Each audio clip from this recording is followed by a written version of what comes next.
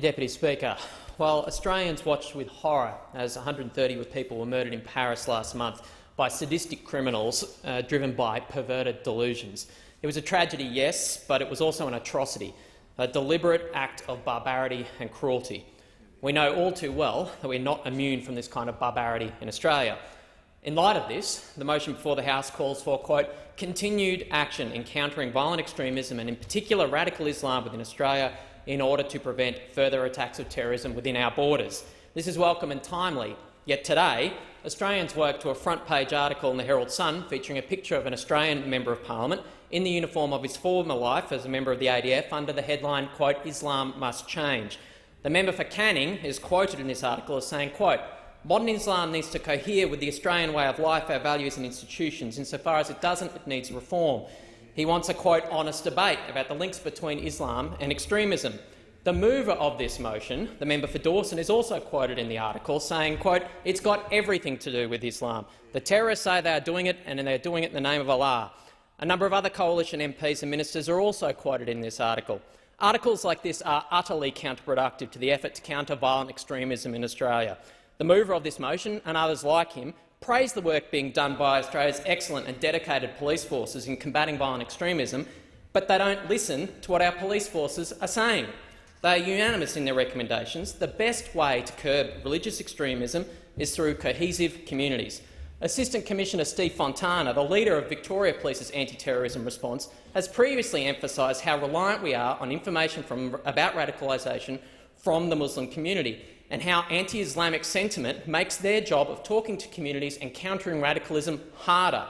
He has said, quote, any sort of groups like Reclaim Australia that the member for Dawson has frequented with and the anti-halal movement, whatever their intentions are, can create tension and intolerance, and that intolerance can lead to racism and it can further marginalise young people.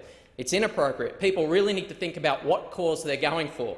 Australian Federal Police Commissioner Andrew Colvin echoed these comments recently, noting, quote, both my organisation and Duncan's organisation, ASIO, and state and territory police around the country work very hard to make sure there isn't misrepresentations of actions by police. Words matter, as does the narrative, and we work very hard to make sure the community understand that we are trying to work with them and that we need their cooperation. There are almost 500,000 Muslims in Australia and a bare handful of perverted fanatics in this country who would seek to hijack this religion to commit criminal acts in its name. The problem here is not a religious text, it's how individuals interpret it. The more we marginalise and vilify the Muslim community in Australia, the harder our job will be to tackle the real problem, the vanishingly small number of perverts who use the text as a justification for barbarity. Modern Islam isn't the fever dream of bigotry and paranoia inside the minds of some Conservative MPs. It's the individual life choices of 500,000 Australians. What is it about the way that Ahmed Fahour, Bakar Houli, Wahid Ali, Fawad Ahmed, Captain Mona Shindi, Usman Khawaja, Ed Husick, Nazim Hussain and Amir Rahman live their lives that is a problem for these people? 99% of this community are not choosing terrorism, child marriages or female genital mutilation. Those who do ought to face the full force of the law, but the rest, who don't, shouldn't be tarred with the brush of religious bigotry.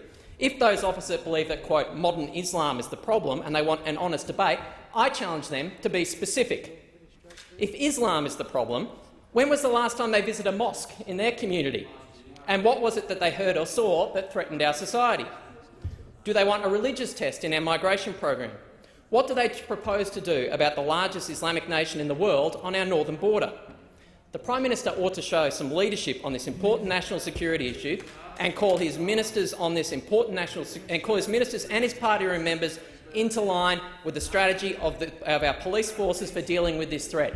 This is the policy. I take that interjection from the member for Dawson that I'm an appeaser, because I'm advocating the policy being pursued by the Premier of New South Wales, Mike Baird, by the Premier of Victoria, Daniel Andrews, by Steve Fontana, the Victorian Police Commissioner in charge of counter-terrorism, by Andrew Colvin, the Commissioner of the Australian Federal Police. I take these interjections. I would like them on the Hansard, because the Prime Minister, Malcolm Turnbull, is advocating a bipartisan approach to this issue, an approach of cohesion in our society. This is an approach that is being utterly disregarded by his backbench.